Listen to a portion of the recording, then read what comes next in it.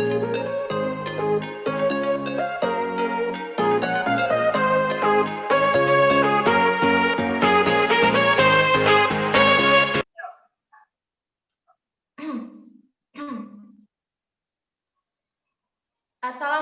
warahmatullahi wabarakatuh. Perkenalkan kami dari kelompok 5 pengelolaan laboratorium yang beranggotakan saya sendiri Elza Triani dan didampingi oleh teman-teman saya yaitu Dedek Darmatiara.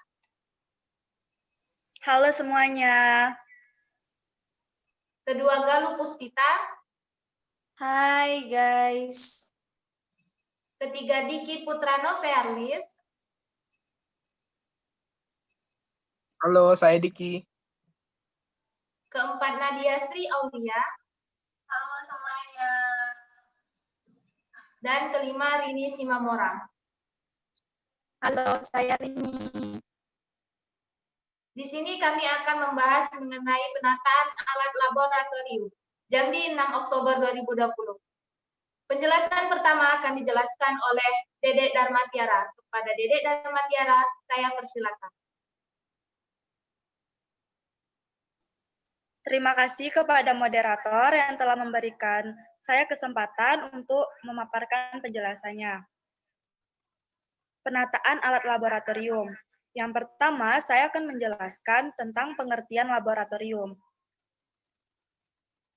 Laboratorium atau disingkat dengan lab adalah suatu bangunan yang di dalamnya dilengkapi dengan peralatan dan bahan-bahan berdasarkan metode keilmuan tertentu untuk melakukan percobaan ilmiah, penelitian, praktek pembelajaran, kegiatan pengujian, kalibrasi, dan atau produksi bahan tertentu secara terkendali. Next. Pengelolaan laboratorium. Dalam pengelolaan laboratorium ada 3 hal pokok yang harus dipenuhi. Yang pertama ada pengelola atau pengguna, yang kedua fasilitas laboratorium, dan yang ketiga aktivitas laboratorium. Nah, 3 hal pokok ini tentunya saling berkaitan dan saling berhubungan. Untuk memberdayakan laboratorium diperlukan beberapa keterampilan. Yang pertama, dapat menata. Yang kedua, mampu mengadministrasikan, dan yang ketiga, menginventarisasi alat dan bahan. Next.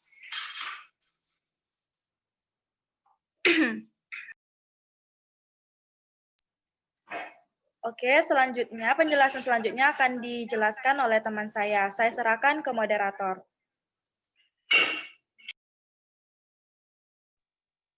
Baiklah, penjelasan selanjutnya akan dilanjutkan oleh Saudari Galuh Puspita. Kepada Saudari Galuh Puspita, saya persilakan.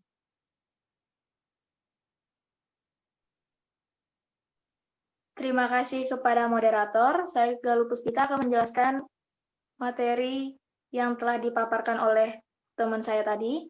Selanjutnya itu pengendalian kondisi akomodasi dan kondisi lingkungan. Yang pertama itu ada pengaturan tata penempatan alat dan kelistrikan sesuai standar dan spesifikasi masing-masing alat. Yang kedua itu ada pengaturan tata ruang dikondisikan sedemikian rupa agar tercapai sistem kerja yang sehat dan aman, terutama terhadap personel laboratorium sehingga membuat sistem kerja yang efektif, tetapi tidak mempengaruhi mutu hasil uji.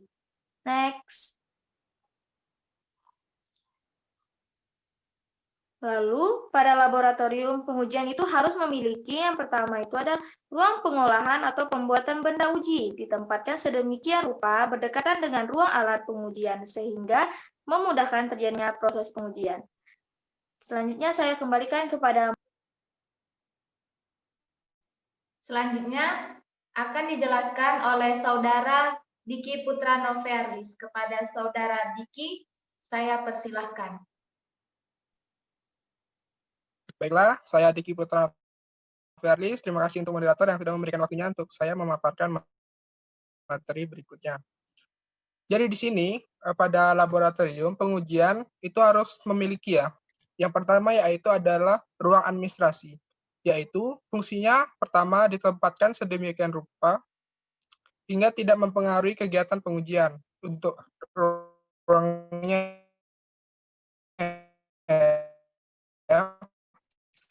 Yang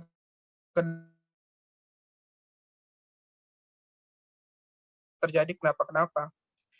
Selanjutnya adalah ruang penerimaan, contoh uji.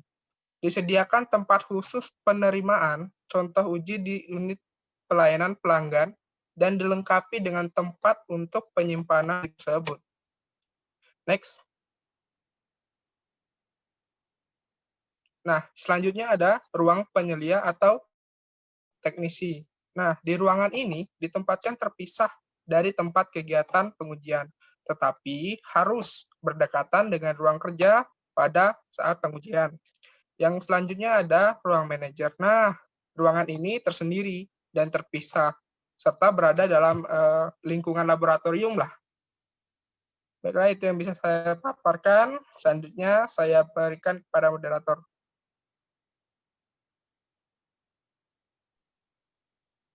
Penjelasan selanjutnya akan saya jelaskan sendiri. Next. Alat laboratorium yang akan dioperasikan harus dalam kondisi yang pertama yaitu siap untuk dipakai atau ready for use. 2. Bersih. Ketiga, berfungsi dengan baik. 4. Terkalibrasi. Next.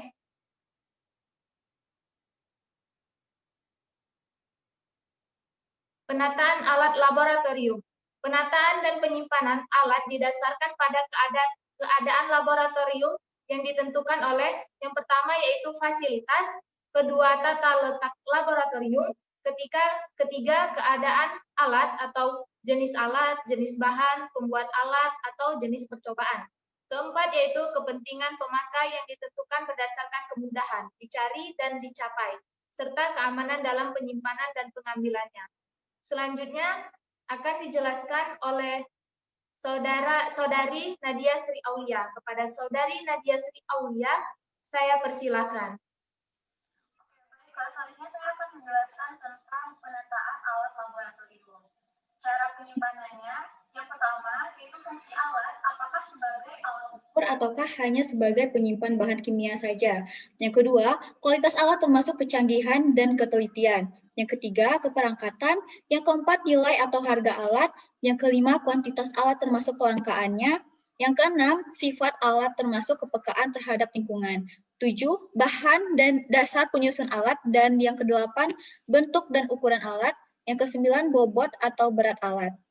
Untuk cara penyimpanan bahan kimia, yaitu secara alfabetis, selanjutnya adalah berdasarkan golongan atau klasifikasi, berdasarkan kelompok atau sifat, pedoman umum penyimpanan, lalu setelah digunakan dikembalikan di tempat semula, dan dikontrol secara periodik. Selanjutnya, pertimbangan menyimpan berdasarkan jangkauan untuk menghindari kecelakaan. Botol besar di sebelah bawah, kecil di atas lemari di tempat khusus. Yang terakhir yaitu disimpan pada tempat yang sesuai dan terpisah, yaitu padat, cair, gas, mudah terbakar, higroskopis, dan mudah menguap. Selanjutnya saya kembalikan kepada moderator.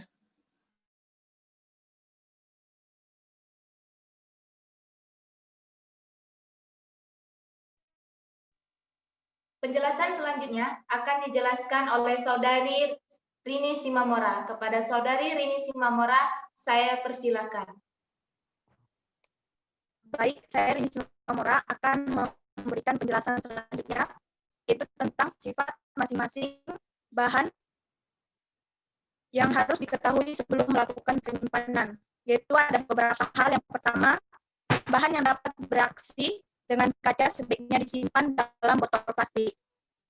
Kemudian bahan yang dapat bereaksi dengan plastik sebaiknya disimpan dalam botol kaca. Yang ketiga, bahan yang dapat berubah ketika terkena matahari langsung sebaiknya disimpan dalam botol gelap dan diletakkan dalam lemari tertutup. Sedangkan bahan yang tidak mudah rusak oleh cahaya matahari secara langsung dapat disimpan dalam botol berwarna bening. Yang keempat, bahan berbahaya dan bahan korosif sebaiknya disimpan terpisah dari bahan lainnya. Yang kelima,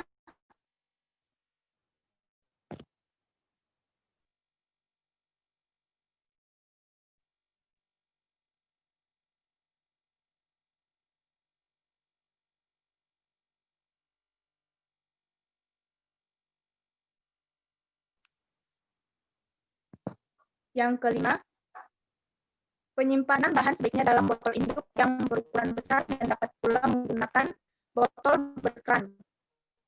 Pengambilan bahan kimia dari botol sebaiknya secukupnya saja sesuai kebutuhan. Bahan disimpan dalam botol kecil, bahan sisa tadi mungkin sudah rusak atau tidak mungkin lagi. Kemudian yang terakhir itu bahan disimpan dalam botol yang diberi simbol karakteristik masing-masing bahan. Next.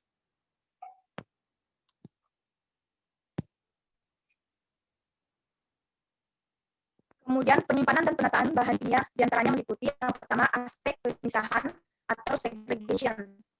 Yang kedua tingkat risiko bahaya atau multiple hazards. Yang ketiga pelabelan atau labeling. Yang keempat fasilitas penyimpanan atau storage facilities. Yang kelima wadah sekunder atau secondary containment. Yang keenam bahan kadaluarsa atau outdated chemicals. Yang ketujuh inventarisasi atau inventory. Dan yang terakhir yaitu informasi risiko bahaya atau hazard information. Baik, sekian yang dapat saya sampaikan. Saya kembalikan kepada moderator.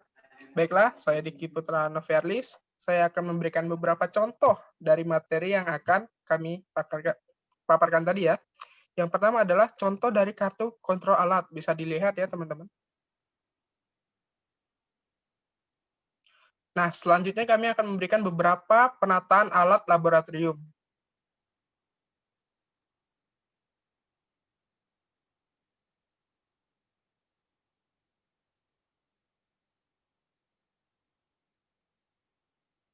Nah, kalau yang ini, kami akan memberikan contoh dari simbol-simbol atau rambu-rambu di dalam laboratorium.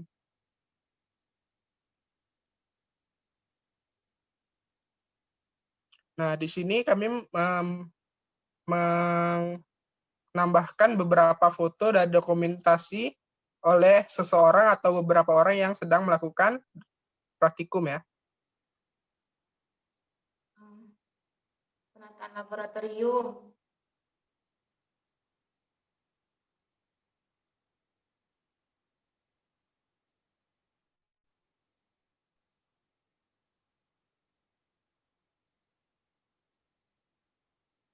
Nah, di sini kami memberikan sebuah foto atau beberapa foto tentang ruang di dalam laboratorium uji.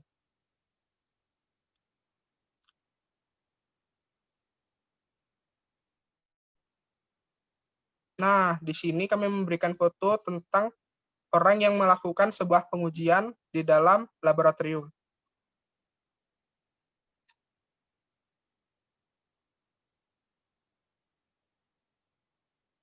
Nah, di sini beberapa contoh cara menyimpan alat-alat di dalam lab.